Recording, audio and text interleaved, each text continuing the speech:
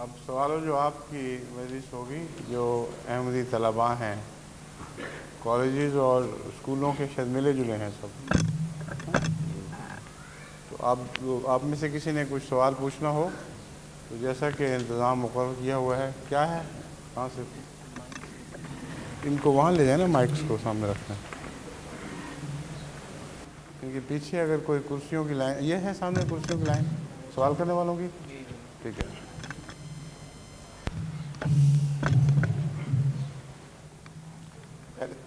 پہلے اپنا تعارف کروائیے کہ آپ کون ہیں, کس کلاس میں پڑھتے ہیں, پھر اس کے بعد یہ سوال کیجئے. السلام علیکم.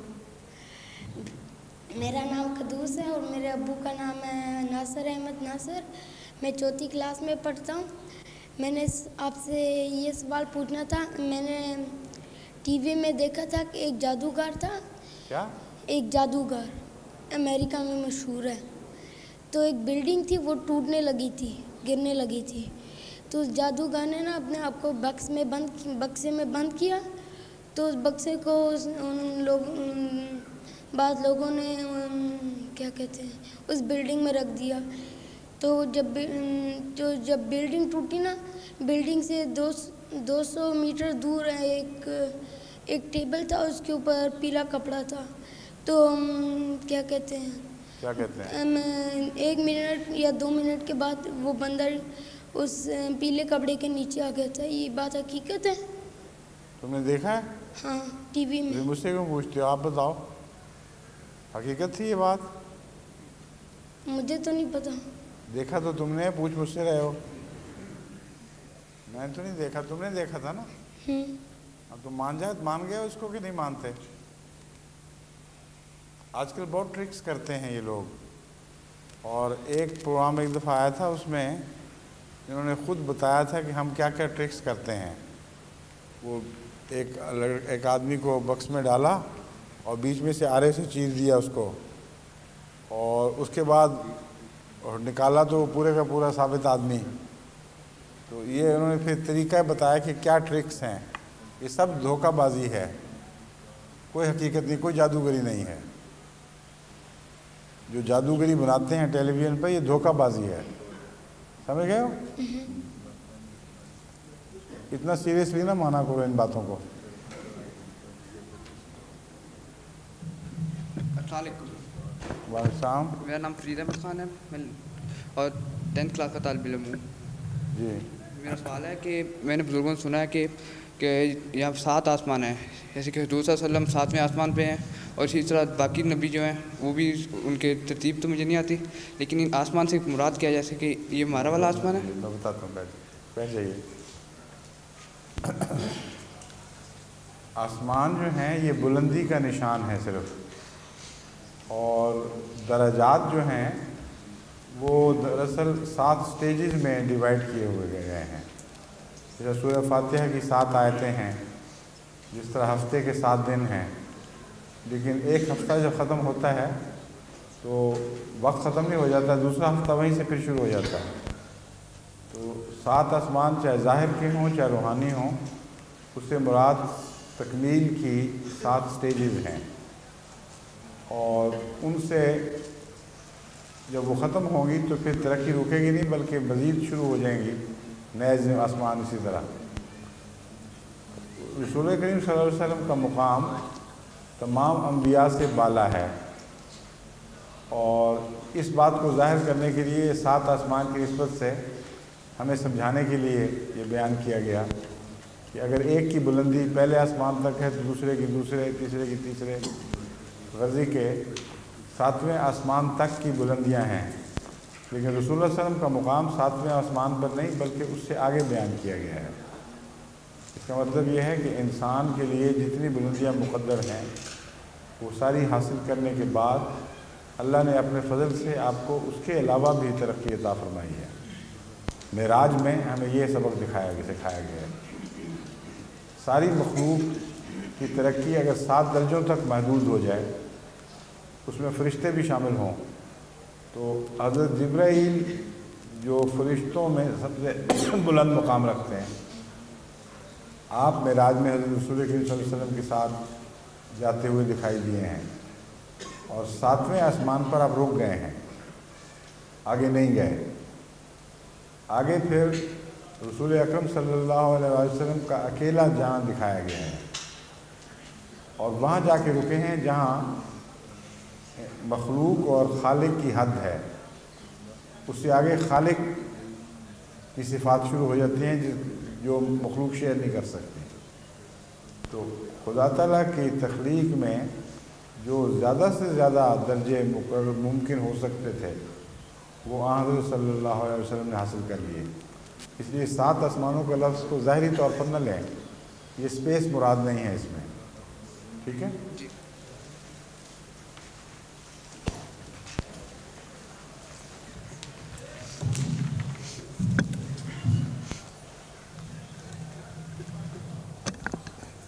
بات کر لوں. السلام علیکم حضور. اس کے باوجود لے لیا میں نے, ویل ڈن, بہت بڑی کامیابی ہے.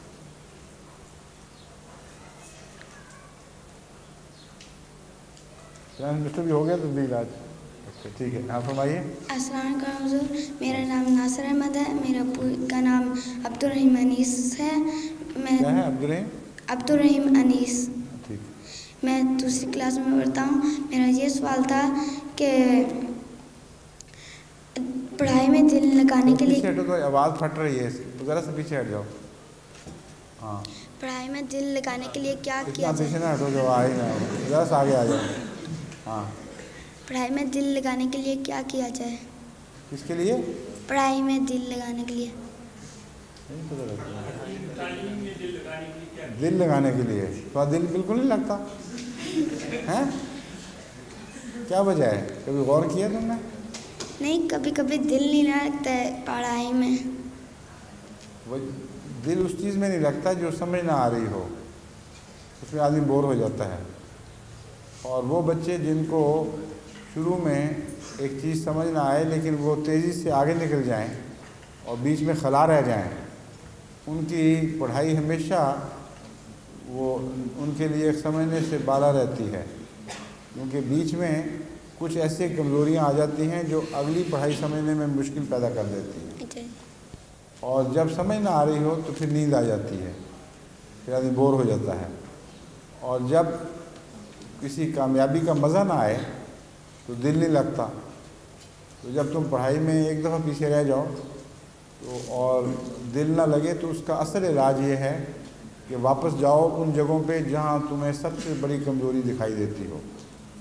جو باتیں پوری طرح سمجھ نہیں آئیں ان کو واپس جا کے کور کرو پوری طرح, اور پھر آگے بڑھو. اور بھی وجوہات ہوتی ہیں. بعض دفعہ اکیلے بچہ پڑھنے والا جو ہے خاموشی سے, اس کو کچھ دیر کنسنٹریشن کرنے کے بعد پھر تھک جاتا ہے اور نیند آنے لگ جاتی ہے, پھر وہ تھک کے چھوڑ دیتا ہے. ایسے بچوں کو چاہیے کہ اپنا کوئی ساتھی ایسا ڈھونڈیں جن کو وہ پڑھائیں, پڑھیں نہیں, کیونکہ اگر پڑھو گے تو پھر تمہارا وہی حال ہو جائے گا. کوئی ایسا کمزور بچہ ڈھونڈو جس کو تم پڑھاؤ, اور جو پڑھانے والا ہے وہ ہمیشہ بیدار رہتا ہے. جو پڑھنے والا ہے اس کو نیند آ جاتی ہے لیکن پڑھانے والے کو نہیں آتی. اس کو ایک چیلنج ہے اس کے سامنے, اس کو کوشش کر کے سکھانا ہے کسی کو, اس کو کوشش کرنی ہے کہ جس کو میں سکھا رہا ہوں اس کی سمجھ میں کچھ آ رہا ہو, تو وہ اس کی تیاری عام تیاری سے بہت بہتر ہوتی ہے. اس لیے بہترین مشورہ میرا طلباء کو ہمیشہ یہی رہا ہے, اور وہ انہوں نے جس نے استعمال کیا ہے بعضوں نے فیڈ بیک کیا ہے, یہ بہت کامیاب رہا ہے. کہ جو نکمے طلباء تھے ان کو میں نے کہا دوسروں کو پڑھاؤ, اور ایک چیز کے متعلق کہو کہ میں فلاں سبق تیار کر کے آؤں گا, تم مجھ سے پڑھ لو آ کے. پڑھانے کی نیت سے جب تیاری کرو گے تو تمہارے ذہن پہ بڑا پریشر ہوگا, اس لیے تم خوب یاد کرو گے اچھی طرح. اور جب اس کو پڑھاؤ گے تو جو چیزیں بھول گئی تھیں وہ یاد آ جائے گی کہ کہاں کہاں میں بھولا ہوا ہوں, وہاں کتاب دیکھنی پڑے گی. ایک دفعہ کتاب دیکھ لو گے تو وہ ذہن پہ نقش ہو جائے گی بات. امتحان میں جانے کے لیے تم بہتر تیار ہو جاؤ گے. ایک دفعہ اگر تمہیں امتحان میں اچھی کامیابی مل گئی پھر تمہیں ایسا چسکا پڑے گا کہ بور ہونے کی بجائے تمہارا دل پڑھائی میں لگا رہے گا. سمجھے ہو؟ جی. اور آخری ایڈوائس یہ ہے کہ اپنے لیے دعا کیا کرو. دعا سے بہت برکت ملتی ہے اور اللہ تعالیٰ قبول فرماتا ہے تاکہ بچوں کو شروع سے ہی خدا پہ اعتماد بڑھے اور تعلق پیدا ہو. تو دعا کر کے پڑھا کرو اور جو میں نے طریقے استعمال کرنے کے لیے کہیں ان کو استعمال کر کے پھر چند مہینے کے بعد مجھے خط لکھنا اور بتانا کہ میں کون ہوں اور اب میرا کیا حال ہے. ٹھیک ہے؟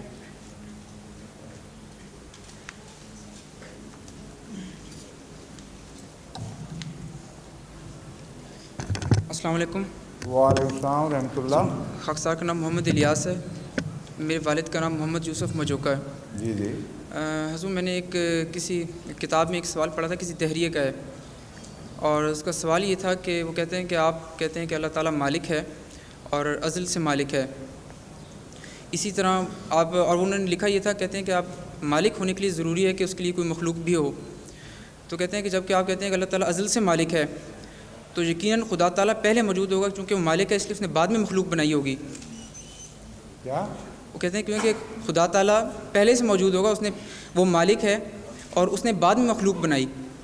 لیکن کہتے ہیں کہ جب مخلوق بعد میں بنی اس کا مطلب ہے کہ پہلے ایسا وقت ہوگا جس وقت مخلوق نہیں تھی. کوئی ایسا دور نہیں ہے جب مخلوق نہ ہو, کیونکہ صفات کا جو تعلق ہے وہ ذات سے اس طرح کا ہے جیسا خوشبو کا پھول سے ہے یا رنگ کا پھول سے ہے. پھول کی ذات کے ساتھ وہ صفات باقی رہتی ہیں. پھول خوشبو دیتا رہتا ہے ہمیشہ, تو خالق ہمیشہ تخلیق کرتا ہی رہتا ہے.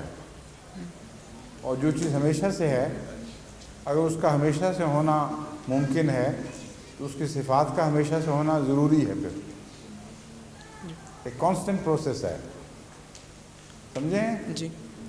کیونکہ جو ایٹرنیٹی ہے, جو سب سے مشکل مضمون سمجھنا ایٹرنیٹی ہے. ایٹرنی کا مطلب ہے ہمیشہ سے کسی چیز کا ہونا.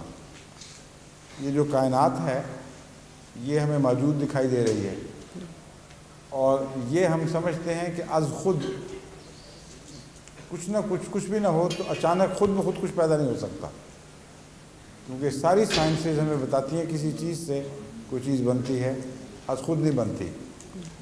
تو اور کچھ نہیں تو اس کائنات کو ایٹرنل ماننا پڑے گا کہ نہیں, ہمیشہ سے, اور اس کی صفات کو بھی ہمیشہ سے ماننا پڑے گا. اگر بے جان چیز ہمیشہ سے مانی جا سکتی ہے اور بغیر شعور کی چیز ہمیشہ سے مانی جا سکتی ہے تو شعور والی چیز کا ہمیشہ سے ماننا کیوں مشکل ہے؟ خصوصیت سے اس لیے کہ جو بے چان چیز ہے اس پر کوئی باشعور ہستی عمل کرتی ہوئی نظر آ رہی ہے, اور بے شعور اپنے آپ کو اس طرح ترقی نہیں دے سکتا. تو معلوم ہوتا ہے کسی شعور کا ہاتھ باہر سے اس پر کار فرما ہے. تو جو شعوری ہاتھ ہے وہ ہمیشہ سے ہے اصل میں, اور بے شعور ہستی ہمیشہ سے نہیں ہے. وہ پیدا ہوتی ہے, مٹتی ہے, پھر پیدا ہوتی ہے, اور یہ ضروری نہیں کہ ایک وقت میں ساری کائنات خدا کی کالعدم ہو جائے. ہماری کائنات مٹ سکتی ہے, کسی اور جگہ ابھر سکتی ہے.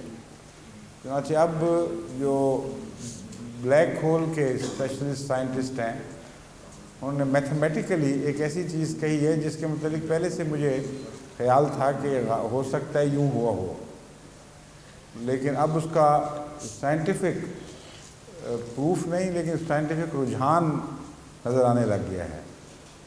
میں یہ سوچتا تھا کہ جو بلیک ہول میں ساری کائنات غائب ہوتی ہے تو ہو سکتا ہے کسی اور ڈائمینشن میں وہ ری اپیئر ہو جائے, ایک طرف سے غرق ہو رہی ہے دوسری ڈائمینشن میں اپیئر ہو جائے. اب میتھمیٹیشنز نے یہ ورک آؤٹ کیا ہے, انہوں نے کہا یہ پاسبل ہے میتھمیٹیکلی کہ ہماری ڈائمینشن سے زائد ڈائمینشنز ہوں اور ان کی روح سے ایک کائنات ایک بلیک ہول میں ڈوب گئی ہے تو دوسری طرف اس کے پرے کوئی میتھمیٹیکل پاسبلٹی کے طور پر وہ کہتے ہیں کہ ایک کائنات اوپر ہے, وہ اسپیس اور ہو, اس کی ڈائمینشنز ہماری ڈائمینشن سے مختلف ہوں. تو خدا کے لیے تو چاہے اس طرف کائنات ہو یا اس طرف کائنات ہو مالکیت قائم رہتی ہے. تو فنا ایک پہلو سے ہو رہی ہے, ایک پہلو سے بقا ہے, ایک پہلو سے تعمیر نو ہو رہی ہے. تو اتنا خدا تعالیٰ کا وجود اتنا عظیم ہے और इतनी इसमें कॉम्प्लिकेशंस हैं उसकी कायनात में कि हम अंदाज़े मोटे मोटे लगा सकते हैं, उससे ज़्यादा आगे नहीं जा सकते, लेकिन अंदाज़े लगाते हैं तो इन सवालात के जवाब मिल जाते हैं। समझ गए?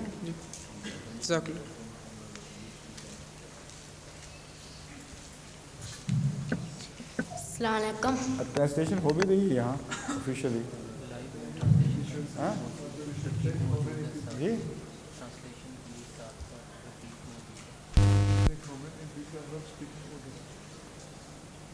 no, what I was given to understand that perhaps Hamid, what's your name? Naveed Hamid. I understood from this that you are going to translate the question answer session, but you are sitting here without doing anything. Actually, I was going to translate the Urdu translation of the Quran and not the session. No, but it is written here, Sawalo Jawab Urdu Tajma Naveed Hamid. Acha, this was related to the Quran, and he did both these things. He did only the German translation, and the Urdu translation didn't. Aha, I understand. Nobody reminded me, that's why it happened. But I was under the impression that you are going to translate the question answer session into German language. He is responsible for this. Nobody did it, huh? There is no need. No, there is only Amir Sahib here who can't understand Urdu. So for you, he is doing the good job, I hope. Huh? Okay. Right. हाँ बताओ. No, this translation is good for future usage. Although there are no Germans here, but they could, if you could supply them with the videos of this session, the students themselves participate in it, they could invite their German friends and tell them to participate in this. So that is why the idea of translation is useful, even if there is no one present, because in video, this can be utilized later on.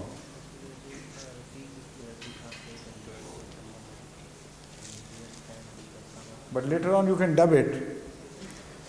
You can dub this video recording with German. While on the screen I may be shown as speaking, but after one or two sentences somebody can dub it, and it will make the impression as if I am addressing in German. But people will know, of course, that it is just a dubbing. Huh? Please. Assalamu alaikum. That will also save time, you know. Simultaneously, this translation will be made and dubbed onto it, and a German version can be prepared. Similarly, you can do with Arabic. Some videos, after editing, instead of people waiting for me to finish and then for you to start, you can dub it simultaneously. So that in the video, they can't use two channels in video. That is why I am saying it. In television transmission, you can use 2-3 channels, but in video you have to use only one channel. So you can dub it onto the video so that they see what is happening actually, but they hear your voice only. Right? Please. मेरा नाम मुख्तार अहमद है और मेरा वालिद का नाम इरशाद अहमद है। मैं 5वीं क्लास में पढ़ता हूँ। माशाल्लाह। तो बड़ी साफ बोल रहे, तुम्हारी आवाज़ तो बिल्कुल साफ समझ आ रही है। हाँ, फासला भी सही रखा हुआ है तुमने। हाँ बताओ। मेरा सवाल ये था कि है, अभी तक है। सवाल ये है कि कराची के हो? पीछे से? जी? पीछे से कराची से आए हो? नहीं, कहाँ से? रब्बा से। रब्बा के? कहाँ के? दारुल नसर। अच्छा। ये सवाल था तो अमूमन कराची वाले कहते हैं ये स्टाइल में। हमारा ये सवाल था। बताओ। कि जब खून बह जाता है तो वुज़ू क्यों टूट जाता है? किससे वुज़ू टूटता है? वुज़ू जब खून निकलता है तो। खून निकलता है? हाँ जी। खून निकलने की जो ये मुअय्यन नहीं है कि कितना खून निकले तो वुज़ू टूटता है। खून एक कतरा 2 कतरे खून निकल जाए, कोई सुई चुभ जाए, कोई वुज़ू नहीं टूटता उससे। खून निकलने का मतलब है चोट लगती है, ज़ख्म होता है तो उससे गंद फैलता है ना जिस्म पर, और बाज़ वक़्त कमज़ोरी भी पैदा होती है, रिफ़्रेश होना चाहता है इंसान, धोता है अपने आप को। तो यही कुदरती तभी रद्द अमल जो है ये तकाज़ा करता है कि नमाज से पहले अपने आप को ज़रा ठीक ठाक कर लो, फ्रेश कर लो। उसी गंदी हालत में नमाज़ पढ़ने से तवज्जो ٹھیک قائم نہیں ہو سکتی. سمجھے ہو؟ شکریہ.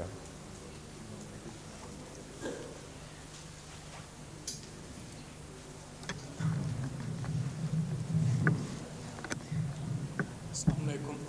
وعلیکم السلام. حضور میرا نام محمد اقبال آصف ہے جی. اور میں 8ویں کلاس میں پڑھتا ہوں. میرا سوال یہ ہے کہ میری ایک انڈین سے گفتگو ہوئی, اس نے 2 اعتراض کیے تھے. ایک یہ کہ آپ کہتے ہیں کہ ضیاء الحق اور بھٹو جو ہیں وہ ہمارے مباہلے کے نتیجے میں یا خدائی قہر کا نشان بن کر ہلاک ہوئے, لیکن ہمارے وہ اندرا گاندھی اور نہرو اور راجیو بھی تو ہلاک ہوئے ہیں. ان کا تو آپ کی جماعت سے کوئی تعلق نہیں. سیاستدانوں کی موت تو ایسے ہی ہوتی ہے. اندرا گاندھی, راجیو اور نہرو. ٹھیک ہے. وہ کن کے ہاتھوں ہلاک ہوئے ہیں؟ سکھوں کے. سکھوں کے ذریعے ہلاک ہوئے جو ان کے دشمن تھے. جی. ضیاء احمدیوں کے ہاتھوں ہلاک ہوئے. وہ سعودی عرب کے فیصل ہمارے ہاتھوں ہلاک ہوئے ہیں. بھٹو صاحب ہمارے ہاتھوں ہلاک ہوئے نہیں, لیکن وہ سن لیجیے نا. جی. اول یہ کہ ان کی ہلاکت جو تھی وہ غیر طبعی تھی اور ہمارے ساتھ اس کا کوئی تعلق نہیں تھا. دوسرے انیکسپلیکیبل ہے. وہ جو جس قسم کا پولیٹیکل مرڈر وہ ہوا ہے انڈیا میں, سعودی عرب کا ویسا نہیں ہے. It's surprising for everybody, unnatural, unexpected. King Faisal کا اپنے بھتیجے کے ہاتھوں مارا جانا کوئی ایسا فعل نہیں ہے جس کے لیے بڑی دیر سے کوئی کھچڑی پک رہی تھی اور تیاری ہو رہی تھی. دوسرے یہ کہ مرڈر تو ہر جگہ ہوتے رہتے ہیں, مگر ایک مذہبی جماعت کی مخالفت کرنے والا جو اس کو دبا رہا ہو اور یہ ادعا کرے کہ میں خدا کا پسندیدہ ہو گیا ہوں, خدا کی نظر میں مقبول ہو گیا ہوں, اس کی مثال عام سیاسی لیڈر سے نہیں ہو سکتی. اس نے تو یہ دعویٰ ہی نہیں کیا کہ میرا یہ فعل جو ہے مجھے خدا کی نظر میں پیارا بنا رہا ہے. اس لیے اس کا انجام تو عام حالات کا انجام ہے. لیکن جو یہ دعویٰ کرے کہ میرا فعل مجھے خدا کا پیارا بنا رہا ہے اور اس سے سلوک وہ ہو جو خدا کے دشمنوں کے ساتھ ہونا چاہیے, یہ نشان بنتا ہے. گاندھی نے کب دعویٰ کیا تھا, یا اندرا گاندھی نے کب کیا تھا, یا پنڈت نہرو نے کب کیا تھا کہ ہم خدا کے پیارے ہیں اور ہم نے جو کام کیے ہیں خدا کی خاطر کیے ہیں, اس لیے اللہ کا رحم ہم پر نازل ہوگا, ہم رہتی دنیا تک ہمیشہ زندہ رہیں گے. یہ اگر دعویٰ کیا ہو اور پھر ان سے مخالف سلوک ہو تو پھر وہ نشان بن جائے گا. لیکن ان سب کے جو مثالیں آپ نے دی ہیں ان میں یہ بات ہے. اس سے زائد یہ کہ پیشگوئیوں میں ان کا ذکر ملتا ہے. اگر پیشگوئیوں میں ذکر ملتا ہو اور وہ صادق آتا ہو تو وہ کس طرح اتفاق ہو گیا؟ اندرا گاندھی کا کس پیشگوئی میں ذکر ملتا ہے؟ پنڈت گاندھی کا مارے جانے کا کس پیشگوئی میں ذکر ملتا ہے؟ جن کے لیڈر ہیں انہوں نے کبھی آج تک اشارتاً بھی یہ بات نہیں کی. اور بھٹو صاحب کے معاملے میں 52 کے عدد پر مارا گیا کہ جو پیشگوئی تھی حضرت مسیح صلی اللہ علیہ وسلم کی, وہ شہرت پا گئی اخباروں میں اور ساری قوم نے انگلیاں اٹھائیں. یہاں تک کہ جماعت اسلامی کے ایک اخبار نے گورنمنٹ کو, ضیاء کی حکومت کو متوجہ کیا کہ دیکھو اس کی عمر 52 سال ہے اور 52 سال کی عمر میں احمدی کہتے ہیں اور سارے دنیا میں مشہور کر دیا ہے کہ یہ شخص 52 سے آگے نہیں جائے گا, کیونکہ مسیح علیہ السلام کا الہام ہے کہ 52 کے عدد پر مارا جائے گا. اس لیے خدا کے لیے یا پہلے مارتے یا انتظار کر لو, 52 کی عمر پوری ہو جائے, گزر جائے, پھر مارنا. لیکن ضیاء کی احمدیت دشمنی اپنی جگہ, یہ خدا نے توفیق ہی نہیں دی اس کو, اور عین پیشگوئی کے مطابق اس عدد پہ مارا گیا ہے. تو یہ ہے نشان. خالی اکیلا مرنا تو کوئی نشان نہیں. یہ بات تو ٹھیک ہے ان کی, لیکن آپ نے بیان ٹھیک نہیں کیا. پھر ضیاء کی موت ہے, اس کے متعلق پہلے میں نے مباہلہ کیا, باقیوں کو تو مباہلے کا چیلنج نہیں تھا, میں اب مباہلے کی بات کر رہا ہوں. پھر بیچ میں درمیان میں خطبے میں بیان کیا کھل کر کہ ضیاء صاحب نے اس کا کوئی جواب نہیں دیا. لوگ سمجھ سکتے ہیں کہ انہوں نے مباہلہ قبول نہیں کیا, اور میں سمجھتا ہوں کہ ہو سکتا ہے یہ اپنے آپ کو اتنا بڑا سمجھتے ہوں کہ ایک میرے جیسے آدمی کو جواب دینا اپنی بےعزتی سمجھیں اور سمجھیں جماعت احمدیہ کی کیا حیثیت ہے، مجھے کوئی ضرورت نہیں ایسے لغو چیلنجز کو قبول کرنے کی یا اس کا انکار کرنے کی بھی، میں اس سے بلند ہوں۔ اس لیے میں ان کے سامنے ایک ایسا معاملہ رکھتا ہوں جس سے پھر وہ بچ نہیں سکیں گے، ان کو لازماً فیصلہ کرنا پڑے گا اور دکھانا پڑے گا۔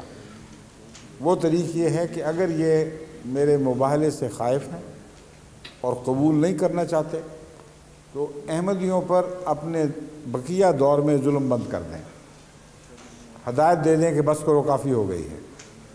ہمیں نظر آ جائے گا کہ آپ نے چیلنج قبول نہیں کیا بلکہ توبہ شروع کر دی ہے۔ اگر آپ نے تبدیلی نہ کی بلکہ پہلے سے بڑھ گئے تو یہ نشان ہوگا کہ آپ نے تحقیر سے دیکھا ہے اس چیلنج کو، کوڑی کی بھی پرواہ نہیں کی، اور بڑی دلیری اور جرأت سے آپ اس کو رد کر رہے ہیں اور خدا کے عذاب کو گویا چیلنج کر رہے ہیں۔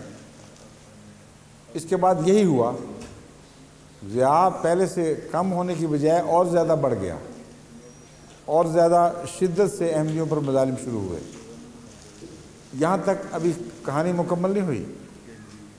آخر ایک دن جمعرات اور جمعے کی درمیانی رات کو اللہ تعالیٰ نے مجھے واضح خبر دی کہ جو گزشتہ انبیاء کے مخالفین سے ہوتی چلی آئی ہے وہ چکی اس کو پیسنے والی ہے، اور اب کوئی اس کو بچا نہیں سکے گا۔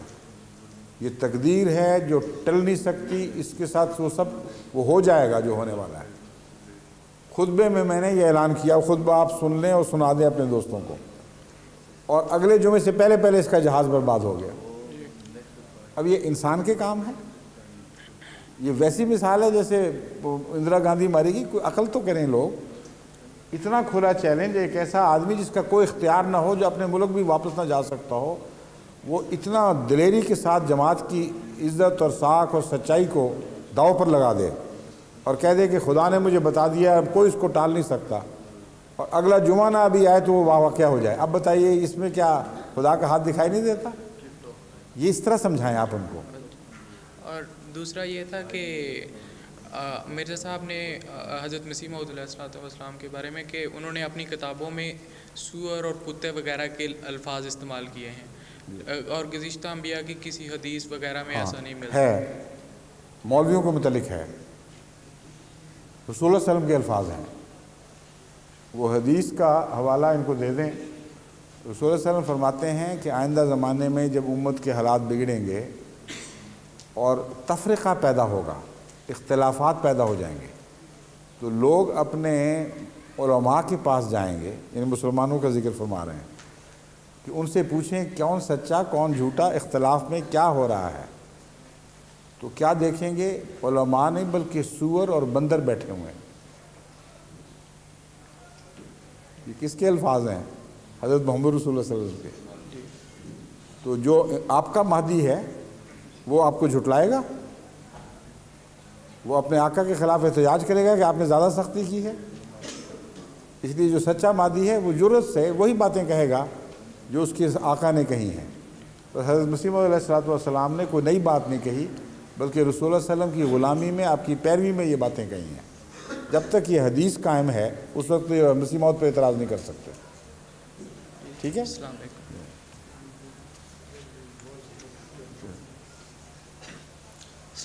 اذا ہم قردۃ و خنازیر، یہ خنازیر یہ الفاظ ہیں۔ السلام علیکم حضور، میرا نام محمد داؤد ہے، میرے والد صاحب کا نام محمد یوسف مجوکا ہے۔ میں نے محمد یوسف مجوکا صاحب کے بیٹے ہیں آپ بھی؟ جی۔ اچھا، وہ پہلے آپ کے بڑے بھائی تھے چھوٹے بھائی تھے؟ چھوٹے بھائی تھے۔ ٹھیک ہے ہاں جی حضور، میرا سوال یہ ہے کہ ابھی آپ نے معراج کا ذکر فرمایا تھا، جس میں آن وسلم کو دکھایا گیا تھا کہ آپ آخری جو حد ہے انسان اور خدا تعالیٰ کے درمیان، ہاں جی، اس تک پہنچے ہیں درجے کے لحاظ سے، اور اس کے مقابل پر مقام محمود کا ذکر ملتا ہے، جس کے متعلق آپ نے فرمایا تھا کہ وہ ایک ٹھہرا ہوا مقام نہیں ہے بلکہ وہ ہمیشہ آگے بڑھتے رہنے والا مقام ہے۔ جی، تو یہ ان کے آپس میں نہیں، وہ آپ اس کو ان دونوں باتوں کو گڑمٹ کر گئے ہیں، وہ الگ الگ مضمون ہیں۔ ایک انسان کا مقام روحانی ترقی میں وہاں تک پہنچا ہے جہاں مخلوق کی آخری حد ہے، جی لیکن اس کے باوجود ان حدود میں اس کی پرواز جاری رہ سکتی ہے۔ مثلا انسان ہے، انسان کی تخلیق میں جو اس کا ارتقاء مقدر تھا وہ اس تک پہنچ گیا نا، نئی مخلوق نہیں بنی، پھر وہ اپنے ارتقاء کی آخری حد تک، لیکن پروگرس جاری رہی، پروگرس لامتناہی ہے، کیونکہ پروگرس میں اس کی تخلیقی قدروں میں تبدیلی پیدا نہیں ہوتی بلکہ قرب الہی کی علامت ہے۔ اس لیے ظاہری طور پر مکینیکلی اس بات کو نہ لیں کہ ایک حد تھی وہاں خدا شروع ہو گیا، رسول اللہ صلی اللہ علیہ وسلم کھڑے ہو گئے، حالانکہ خدا تعالیٰ کی ذات میں جو سفر ہے وہ نہ ختم ہونے والا ہے۔ یہ دوسری مثال ہے ایک، یہ دو الگ الگ چیزیں ہیں جو بیان ہو رہی ہیں، سمجھ گئے؟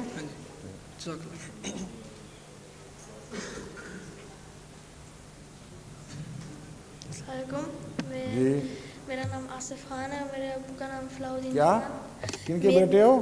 فلاح الدین خان۔ ہاں میں جانتا ہوں۔ اور میں 6ٹھی کلاس میں پڑھتا ہوں۔ میرا سوال ہے کہ بھول گئے؟ جی ہیں؟ صبر لے کرو، بیٹھو تھوڑی دیر، یاد آ جائے گا تو دوبارہ آ جانا، آپ آ جائیں اب تک، گھبراؤ نہیں، آرام سے بیٹھے رہو، آ جائے گا سوال۔ میرا نام عبد الجلیل ہے اور میرے ابو جان کا نام قمر احمد ہے۔ کیا ہے؟ قمر احمد۔ میں جانتا ہوں۔ ہاں جی، اگر آپ مجھے اجازت ہے، میرے 3 سوال ہیں۔ 3 سوال؟ ماشاء اللہ۔ تو یہاں کیا ہوا، چوٹ کب لگی تھی یہاں؟ بچپن کی ہے۔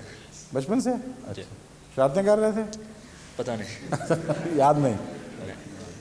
وہ حضور، پہلا میرا یہ سوال ہے کہ اسلام میں فہوٹوں کی اجازت ہے یا نہیں؟ کس کی؟ Wie heißt es Verhütung? Verhütung beim Geschlechtsverkehr, bei Mann und Frau. Condoms استعمال کرنے کی؟ جی۔ یہ آپ کو کیا سوجی ہے؟ نہیں، وہ یہ کیونکہ یہاں اسکول میں ہمیں یہی کہا جاتا ہے کہ تیسری دنیا کی یہ پرابلم ہے کہ ادھر آبادی بہت جلدی بڑھ رہی ہے۔ بات یہ ہے کہ میں اس مسئلے پہ پہلے کئی دفعہ روشنی ڈال چکا ہوں۔ قرآن کریم نے برتھ کنٹرول کو بحیثیت مجموعی منع نہیں فرمایا، جی، لیکن ایک وجہ سے منع فرمایا ہے واضح طور پر، اور وہ ہے رزق کی کمی کا خطرہ۔ لا تقتلوا اولادکم من خشیت املاق، املاق کے ڈر سے، یعنی فاقہ کشی یا رزق کی کمی کے خوف سے اپنی اولاد کو قتل نہ کرو۔ اب قتل اس طرح تو ہم نے کبھی نہیں کسی کو دیکھا کہ روٹی کم ہو گئی ہے 2-4 بچے ذبح کر دیے۔ یہاں مراد یہی ہے کہ اپنی اولاد کی پیدائش کو پریونٹ نہ کرو، کیونکہ اس کا نام بھی قتل اولاد ہی ہے۔ اس لحاظ سے اور بھی معنی ہوں گے لیکن ہیں موجود، لیکن ایک یہ معنی بھی ہے، اس لیے اس غرض سے اجازت ہے۔ اس غرض سے اجازت نہیں ہے اگر رزق کی کمی یا فاقہ کشی کے خوف سے کوئی شخص برتھ کنٹرول کرے تو اس کی اجازت نہیں ہے۔ اور وجوہات ہیں، بیوی کی صحت کا تقاضا ہے یا اور ویلڈ وجوہات ہیں، ڈاکٹر مشورہ دیتا ہے، تو اس صورت میں برتھ کنٹرول کرنا منع نہیں۔ پھر تربیتی مسائل ہیں، مثلا قرآن کریم نے جو عمر بیان فرمائی ہے ایک بچے کا حق ماں پر، وہ تقریباً 30 مہینے بنتا ہے، 2.5 سال۔ اس کا مطلب ہے کہ بچے آپس میں کم سے کم 2-2.5 سال کا فاصلہ ہو تو یہ مناسب ہے، کم فاصلے ہوں تو یہ بھی قتل اولاد بن جاتا ہے، کیونکہ ان کی تربیت میں کمزوریاں پیدا ہو جاتی ہیں، ان کے حقوق ادا نہیں ہو سکتے۔ تو بعض معقول وجوہات کی بنا پر جن کا شرعی جواز ہو، برتھ کنٹرول منع نہیں ہے۔ لیکن یہ جو آج کل کہتے ہیں نا کہ روٹی کم ہو جائے گی، یہ اس کو خدا تعالیٰ رد کرتا ہے، کیونکہ یہ خدا تعالیٰ کی تخلیقی پلان، اس کے نظام تخلیق پر حملہ ہے، سمجھے؟ اور دوسرا میرا یہی تھا اسی طرح کہ وہ ابارشن کس حالت میں اجازت ہے؟ آپ کے سارے سوال شادی شدہ ہیں، کوئی ہمارا سوال بھی کریں. ہاں چلو کیا ٹھیک. وہ کیا ہے وہ بتا دیں. وہ پھر تیسرا سوال یہ تھا کہ جین ٹیکنالوجی میں انسان کو کتنی اجازت ہے کہاں تک جانے کی؟ کس کی؟ سائنس میں جو بایولوجی میں ایسے وہ ریزسٹینس فیکٹر وغیرہ ان genetical دی گینز ہیومن جینز میں کیا آپ کیا کہتے ہیں بتائیے. جینیٹیکل انجینئرنگ کے بارے میں. ہاں ہاں کیا سوال ہے؟ کہ انسان کو کس حد تک اجازت ہے انسانی جینز کے بارے میں. اس کے متعلق بھی میں پہلے تفصیل سے روشنی ڈال چکا ہوں اس مضمون پہ. قرآن کریم نے کسی سائنس کو کنڈیم نہیں کیا سوائے جینیٹک انجینئرنگ کی اس شاخ کو کہ خدا کی مخلوق بدل دے. جہاں بھی تخلیق میں دخل اندازی ہوگی اور مخلوق بدل کر نئی مخلوق پیدا کرنے کی اٹیمپٹ ہوگی اس کو اللہ تعالیٰ نے واضح طور پر قرآن کریم میں کنڈیم فرمایا ہے, اس کو رد کیا ہے اور فرمایا ہے یہ شیطانی وسوسوں کے نتیجے میں ایسا ہوگا. شیطان حکم دے گا تو ایسا کریں گے. چنانچہ قرآن کریم میں جہاں یہ فرمایا ہے کہ وہ نئی قسم کی چیزیں ایجاد ہوں گی, وہاں ذکر میں فرماتا ہے کہ وہ کان کتریں گے جانوروں کے اور شیطان کی ایما پر اللہ کی خلق کو تبدیل کریں گے. تنبیہ اس سے بڑی اور کیا ہو سکتی ہے؟ جس کام کو شیطانی کام کہہ دیا جائے اس کا مطلب ہے اللہ تعالیٰ کی بلیسنگ اس کو نہیں ہوگی. اور خطوات الشیطان کے متعلق اللہ تعالیٰ بیان فرماتا ہے کہ وہ تمہارا دشمن ہے, اس لیے تم اگر اس کی پیروی کرو گے تو تم اپنا نقصان اٹھاؤ گے. اسی وجہ سے میں احمدی جینیٹک انجینئرس کو مشورہ دیتا ہوں ہمیشہ, جو یہ تعلیم حاصل کر رہے ہیں, یہ بننے والے ہوں یا بن چکے ہوں, کہ تم تخلیق میں تبدیلی کا بالکل کوئی کام نہ کرنا, ریسرچ ہی نہ اس پر کرو. ایسے کام کیے جا سکتے ہیں جہاں خدا کی مخلوق کی حفاظت کے لیے جینیٹک انجینئر کو خدمت پر لگا دیا جائے. مثلا کینسر ریسرچ ہے, اس میں بعض جینز کی خرابیوں کے نتیجے میں کینسر پیدا ہو جاتا ہے. ان جین کو تبدیل کر دیا جائے ہیلتھی جین سے اور اس کے نتیجے میں اس بیماری سے نجات مل جائے, تو اللہ کی تخلیق میں تبدیلی نہیں ہے بلکہ اللہ کی تخلیق کی حفاظت ہے. اس لیے ہر علم اور ہر سائنس کو فائدے میں بھی استعمال کیا جا سکتا ہے اور نقصان میں بھی استعمال کیا جا سکتا ہے. تو جینیٹک انجینئرنگ کے ماہرین کے لیے خصوصیت سے قرآن میں تنبیہ ہے کہ تخلیق سے نہ کھیلنا. اگر تخلیقی تبدیلیاں پیدا کر کے نئی مخلوق بنانے لگو گے تو تم مارے جاؤ گے, اور اس کے آثار ابھی سے ظاہر ہو رہے ہیں. کیونکہ جینیٹک انجینئرنگ جن مفروضوں پر مبنی ہے, اب تک کے تجربے بتاتے ہیں کہ وہ مفروضے قابل اعتماد نہیں رہے. مثلا ایک بیکٹیریا سے ایک جین لی جس کے متعلق معین پتہ ہے, یا ایک انسیکٹ سے ایک جین لی جس کے متعلق معین پتہ ہے کہ یہ کردار ہے, یہ کردار رکھتی ہے.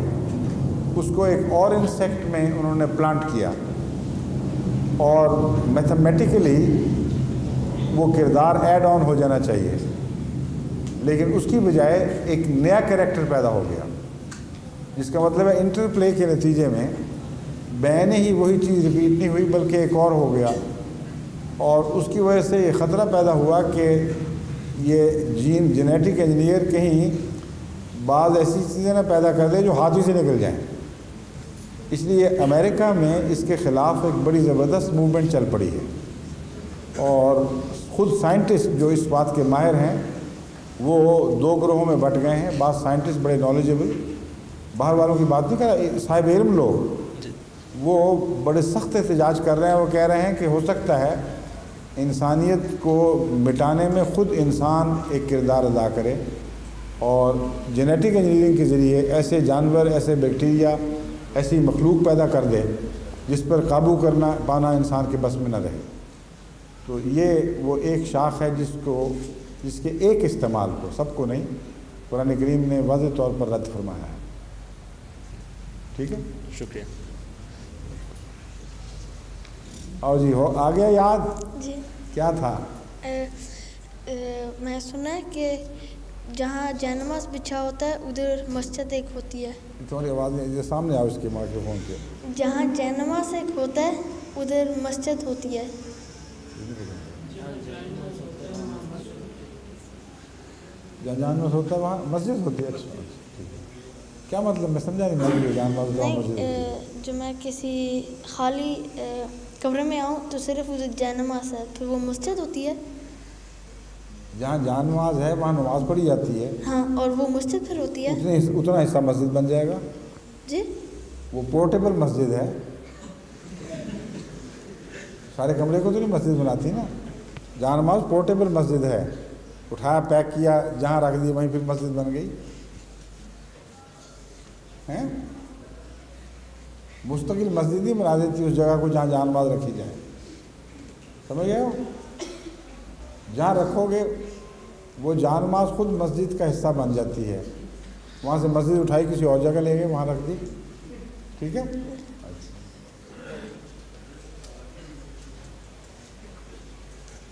باقی سوال کرنے والے بہت دور بیٹھے ہوئے ہیں, کیا وجہ ہے؟ آپ اتنا پیچھے کیوں بیٹھے ہوئے تھے سوال کے لیے؟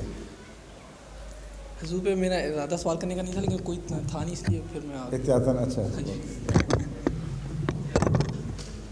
کوئی حرج نہیں ہے کہ سوال ختم ہو گئے تو مجلس بھی ختم کر لیتے ہیں, کوئی اور کام کر لیں گے. آپ کر رہے ہیں بس سوال ہے ویسے. حضور پچھلے دنوں میں نے ایک جرمن کی کتاب پڑھی ہے کفن عیسیٰ علیہ السلام کے کفن کے متعلق. اچھا. جو اٹلی میں موجود ہے. اس میں اس نے خیال ظاہر کیا کہ حضرت عیسیٰ علیہ السلام 2 دفعہ کشمیر تشریف لے گئے تھے. ایک دفعہ اپنے بچپن میں اور ایک دفعہ واقعہ صلیب کے بعد. اسی لیے ان کے بچپن کا جو ایک بڑا حصہ ہے عمر کا, اس کے متعلق کچھ بھی بائبل سے نہیں پتہ چلتا. تو کیا ہماری یا جماعت احمدیہ کے دیکھیں واقعہ صلیب کے بعد ان کا جانا تو قطعی طور پر ثابت ہے. کیونکہ جو ہندو پراناز ہیں, اینلز, پرانے ریکارڈز, ان میں واضح ذکر ملتا ہے راجہ شالبان کے زمانے میں یہ واقعہ ہوا. جی. اس لیے اس میں تو شک ہی کوئی نہیں. پہلے کے متعلق کوئی قطعی ثبوت نہیں ہے. اس لیے پہلا حصہ کنجیکچر ہے ان کا.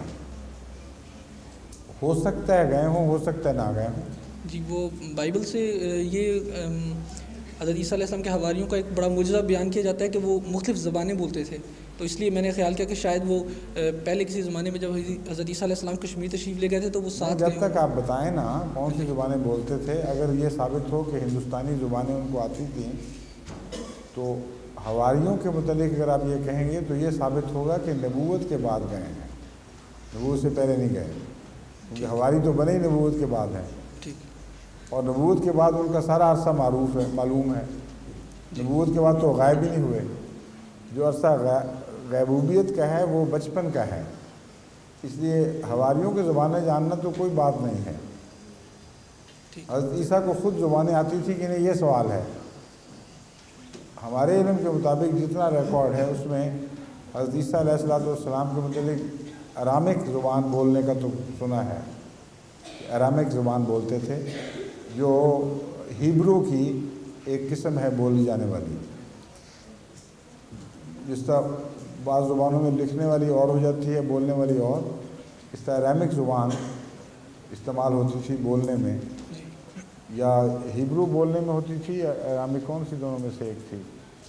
بہرحال ارامک اور ہیبرو دونوں ایک ہی زبان کے 2 نام ہیں. ایک خصوصیت سے لکھنے کے لیے استعمال ہوتی تھی. حضرت عیسیٰ علیہ السلام یہ زبان استعمال کرتے تھے, ارامک.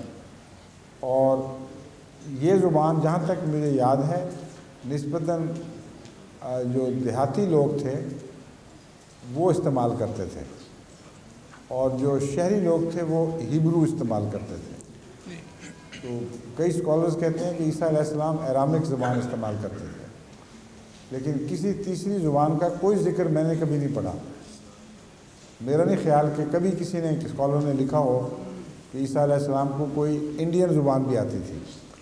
تو جس نے اپنے بچپن کے 4-5 سال یا زائد عرصہ 10-15 سال بھی ہو سکتے ہیں ہندوستان میں گزارے ہوں، وہ کوئی ذکر خیر تو کرے ہندوستان کا، کوئی اشارے کرے، کچھ بتائے کہ میں نے کیا دیکھا، بتائے کہ میں نے وہاں بنی اسرائیل کو گمشدہ بھیڑوں کو پایا وغیرہ وغیرہ، اور کوئی زبان وہاں کی بولے۔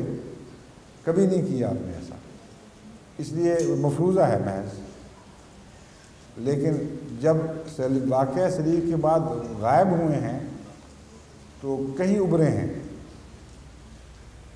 اور جہاں تک تاریخ کا تعلق ہے افغانستان میں ان کے ابھرنے کا نشان ملتا ہے، کشمیر میں ابھرنے کا نشان ملتا ہے، اور جہاں تک انسان کی تاریخ پر اعتماد کیا جا سکتا ہے ایسے حوالے ہیں کہ آپ وہاں ظاہر ہوئے ہیں۔ اس لیے یہ حصہ تو مانا جا سکتا ہے، پہلا حصہ ایک فرض ہے، خیال ہے، جس کی تائید میں کوئی شواہد نہیں ہے۔ ٹھیک، دوسرا سوال جو ہے وہ یہ ابھرنے کے متعلق ہے۔ کس کے متعلق؟ حضرت عیسیٰ علیہ السلام کے کشمیر اور افغانستان میں جانے سے متعلق ہے۔ آپ نے ایک مجلس فان میں جو کہ غالباً پاکستان میں ہوئی تھی ارشاد فرمایا تھا کہ جماعت کو کچھ قبائل کا پتہ چلا تھا افغانستان سائٹ پر، ہاں جی ٹھیک ہے، ان کے متعلق بعض مواد منگوایا گیا تھا، وہ قبائل اپنے آپ کو عیسائی مسلمان کہتے ہیں۔ بات یہ ہے کہ وہاں ایک ایران میں ایک صوبہ ہے جس میں پرانے درویش پائے جاتے ہیں، یعنی درویشی فرقے پائے جاتے ہیں۔ انگلستان سے آکسفورڈ یونیورسٹی نے ایک اسٹوڈنٹس کے ذمہ یہ تھیسس لگایا کہ اس ہرات کا صوبہ ہے، وہ ہرات جا کر تحقیق کریں کہ وہ کون لوگ ہیں جو درویشی نظام رکھتے ہیں، درویشی فرقوں سے تعلق رکھتے ہیں، ان کی اپنی اپنی عادات کیا ہیں، کیا اختلافات ہیں وغیرہ وغیرہ۔ تو ریسرچ پروجیکٹ تھی جس میں یہ اسکالر ہرات گیا، اور درویش فرقوں سے متعلق تحقیق کرتے ہوئے اس کے علم میں یہ عجیب بات آئی کہ یہاں ایک فرقہ ہے جو اپنے آپ کو مسلمان عیسائی کہتا ہے، اور اس فرقے کے سردار کا نام ہے ابا یحییٰ، اور ابا جو ٹرم ہے یہ یہودی لیڈرز کے لیے استعمال ہوتی ہے۔ تو موسائی اس فرقے کا قبیلے کا نام ہے، فرقہ نہیں قبیلہ۔ تو موسائی قبیلہ جس کے سردار ابا یحییٰ ہیں، ان کے اپنے آپ کو وہ مسلمان عیسائی کہتے ہیں۔ یہ سن کر اس کو بہت تعجب پیدا ہوا، اور یہ اس کے اگرچہ اس کے ریسرچ کے مضمون کا یہ حصہ نہیں تھا، لیکن آؤٹ آف دا وے اپنے مسلک سے ہٹ کر اس نے جا کر ان سے ملاقات کی اور تحقیق کی۔ وہ ذکر اس نے اپنی کتاب جس کا ٹائٹل ہے امنگ دی درویشز، اس میں اس نے کیا ہے۔ یہ آکسفورڈ یونیورسٹی پریس کی چھپی ہوئی کتاب ہے جو حاصل کی جا سکتی ہے، جس کو دلچسپی ہے وہ دیکھ کے بشک۔ اس میں باقی تحقیق کے دوران وہ ضمناً یہ ذکر کرتا ہے، اس طرح میں نے سنا۔ اور میں ابا یحییٰ سے ملا، اس نے مجھے بتایا کہ ہم اس لیے مسلمان عیسائی کہلاتے ہیں کہ عیسیٰ علیہ السلام جس طرح تم سمجھتے ہو صلیب پر مارے گئے، صلیب پر نہیں مارے گئے تھے، بلکہ صلیب سے نجات پا کر زخم جب مندمل ہوئے تو وہ ہجرت کر کے کشمیر جا رہے تھے، تو ہمارے ہاں ٹھہرے، اور ان کی تبلیغ سے ہم عیسائی بن گئے۔ لیکن اس عیسائیت میں کوئی تثلیث کا ذکر نہیں ہے، خدا کے بیٹے کا ذکر نہیں ہے، بلکہ ایک نبوت کا دعویٰ تھا ان کا۔ چنانچہ انہوں نے جو بائبل ہمیں تنجیل دی وہ ہمارے پاس رولز کی صورت میں ابھی تک لکھی ہوئی موجود ہے۔ ہم اس لیے جب آپ کی تعلیم میں توحید تھی اور کسی شرک کا کوئی شائبہ نہیں تھا، اس لیے ہم اسلام کے لیے ذہنی اور نفسیاتی لحاظ سے تیار تھے۔ جب اسلام آیا تو ہم نے اس کو قبول کر لیا، لیکن چونکہ عیسیٰ علیہ السلام نے سب سے پہلے ہمیں ہدایت دی تھی، اس لیے ان کے احسان کے طور پر ان کے محبت میں ہم نے اپنے ساتھ عیسائی لفظ بھی قائم رکھا، تو ہم مسلمان عیسائی کہلاتے ہیں۔ اور دوسرے ہم عیسیٰ علیہ الصلوۃ والسلام کو عیسیٰ کہتے ہیں نصرانی کشمیری، کیا دو لفظ استعمال کیے تھے، ناصری کشمیری، ہم ان کے ساتھ ٹائٹل کے ساتھ عیسیٰ ابن مریم ناصری کشمیری کہتے ہیں۔ انہوں نے کہا ناصری کشمیری کیا ہوا؟ انہوں نے کہا ناصرہ میں پیدا ہوئے اس لیے ناصری، کشمیر میں فوت ہوئے اس لیے کشمیری۔ اور پھر انہوں نے یہ بھی بتایا کہ جب کشمیر گئے تھے تو ہمیں تبلیغ سے عیسائی بنانے کے بعد ہماری تربیت کے لیے دوبارہ بھی ہمارے پاس آئے ہیں، اور وہ بہت سفر کیا کرتے تھے۔ تو یہ واقعہ اس اسکالر نے، اس انگریز اسکالر نے اپنی کتاب امنگ درویشی میں محفوظ کیا ہے۔ جب حضرت خلیفۃ المسیح ثالث علیہ الرحمت کو اس واقعہ کا پتہ چلا تو آپ نے خواہش کا اظہار کیا کہ کوئی ریسرچ کی جائے کہ وہاں وہ قبیلہ کون سا ہے، وہ اس کے پاس جو اسکرول محفوظ ہیں اس کی کوئی فوٹوز وغیرہ اتواری جائیں، کوئی نقل حاصل کرنے کی کوشش کی جائے۔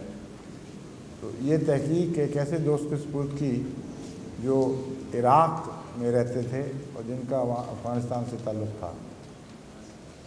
وہ جب اپنی تحقیق کر کے واپس آئے ہیں تو اس وقت حضرت خلیفۃ المسیح ثالث کی وفات ہو چکی تھی۔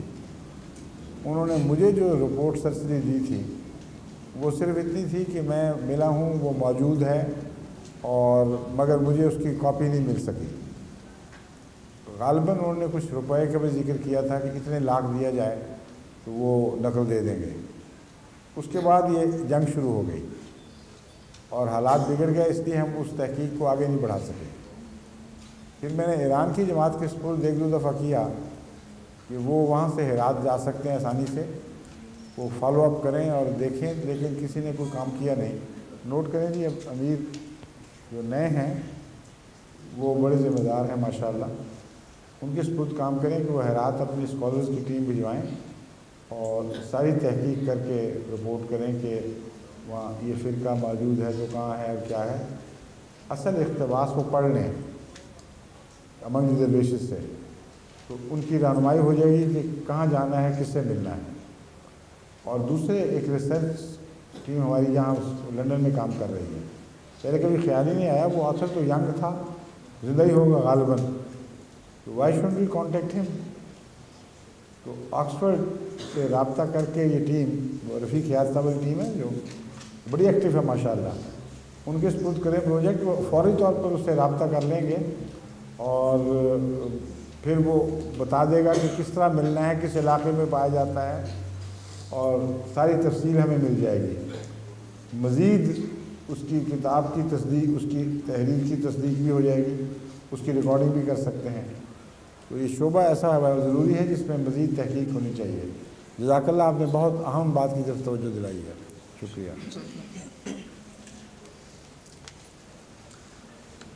السلام علیکم حضور۔ السلام علیکم ورحمۃ اللہ۔ حضور میرا نام بلال داؤد ہے اور میں داؤد احمد کالو صاحب کا بیٹا ہوں۔ داؤد کالو صاحب کے بیٹے ہیں؟ جی۔ آپ کو پولیو ہوا تھا بچپن میں؟ جی۔ اچھا، اور اب کیا حال ہے، کوئی فرق پڑا ہے کافی؟ جی بالکل۔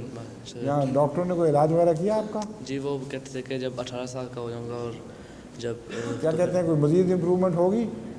آپریشن کیا جائے گا، بہرحال یہی آپریشن کا؟ جی، مگر وہ تو رسکی ہوگا۔ نہیں، وہ کہتے ہیں کیونکہ جب بالکل جب جتنا میں نے قد نکالنا ہے، جب قد نکالوں گا اس کے بعد آپریشن کریں گے تاکہ بار بار نہ کرنا پڑے، اس لیے۔ آپ ان کو سلفر اور اسٹاکس 200 میں بھی دلوانا شروع کر دیں۔ کہاں ہیں ہمارے آپ کے مقامی ہومیوپیتھ دوست، کہاں ہیں؟ آپ کر لیں، ٹھیک ہے۔ ان کو وہ رسٹاکس 200 سلفر 200 آلٹرنیٹلی دینا شروع کریں، جو پولیو کے بد اثرات میں کافی مفید ہے۔ اچھا، فرمائیے آپ۔ جی، اور میرا سوال یہ تھا کہ ایک جرمن نے سوال تھا کہ ہے؟ جی، سوال آپ کا ہے کہ تھا؟ ہے۔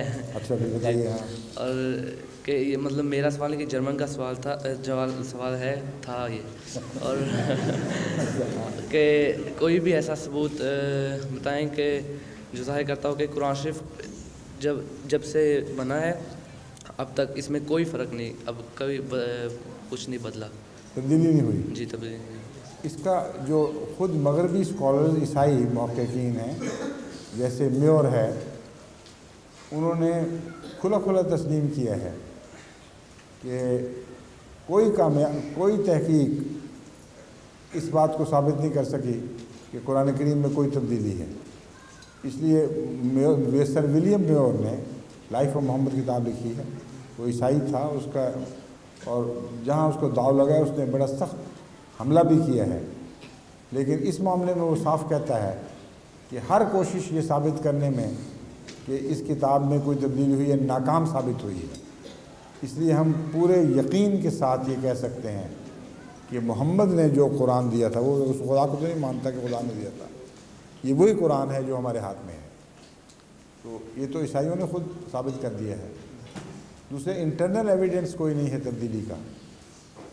بائبل میں تو کنٹراڈکشنز ہیں بہت ساری اندرونی، قرآن کریم میں کوئی کنٹراڈکشن نہیں ہے۔ اگر تبدیلی ہو تو کنٹراڈکشنز پیدا ہو جاتی ہیں، اور انٹرنل ایویڈنس بھی ہے، ایکسٹرنل ایویڈنس بھی ہے، یہ منوان وہی کتاب ہے۔ ٹھیک ہے؟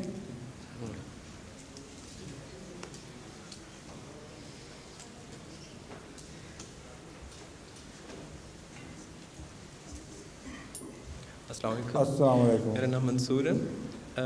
میں نے کس کلاس میں پڑھتے ہیں؟ میں کورس کر رہا ہوں انڈسٹری کافمن، انڈسٹری کافمن آف انگلش۔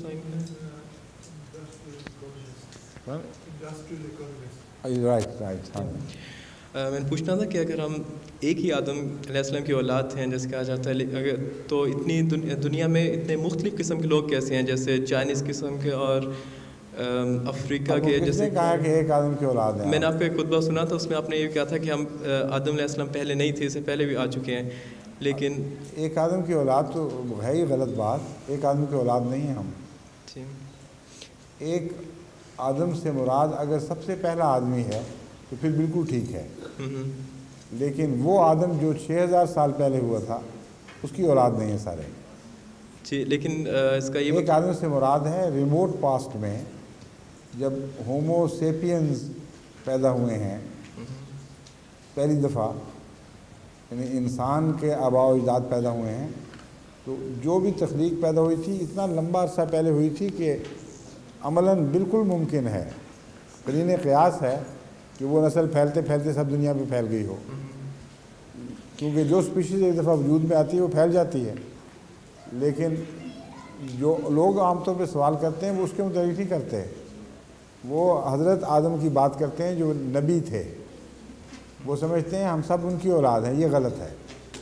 جی، میں نے آپ کا خطبہ سنا تھا، آپ نے بتایا تھا کہ اس میں کافی آئے تھے، لیکن اس کا یہ مطلب کہ پرانے آدم علیہ السلام ان میں سے بھی یہ دوسری نسلیں ہیں جو چائنیز قسم کے لوگ ہیں یا افریقہ میں سے جیسے ہیں پرانے آدم جو بھی تھے ان کی نسل مختلف جگہوں سے مختلف قسم کے لوگوں سے ملی ہے، اور پھر بعض علاقوں میں جا کے جب سیٹل ہوئے تو ان کے کلائمیٹک ایفیکٹ اور مقامی اثرات سے ان کے اندر کچھ فیچرز میں تبدیلیاں پیدا ہوئی ہیں۔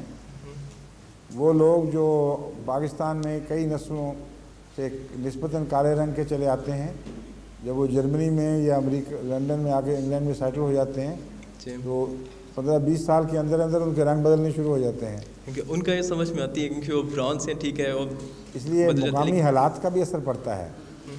تو فیچرز کا تبدیل ہونا ایک معمولی بات ہے۔ ایک نسل میں ایک ہی ملک میں بیٹھے بیٹھے بچوں کی شکلیں بدل جاتی ہیں، اور بعض بچے اپنے بعض ماں کی شکل لے لیتے ہیں، بعض باپ کی لے لیتے ہیں، ان میں آگے پھر اسپیشلائزیشن ہونی شروع ہو جاتی ہے۔ یہ سب نیچرل پروسیسز ہیں، ان میں کوئی تعجب کی بات نہیں ہے۔ آخر میں میرے امتحان ہو رہے ہیں، آپ دعا کریں۔ میں نے ریٹن پچھلے ہفتے دیے تھے اور زبانی ہے، ایک 4 ہفتے کے بعد شاید میرا ٹرمین مجھے ان کی آواز گونج پیدا ہوتی ہے مجھے۔ کیا آپ کو سمجھ آ رہی ہے؟ نہیں آئی۔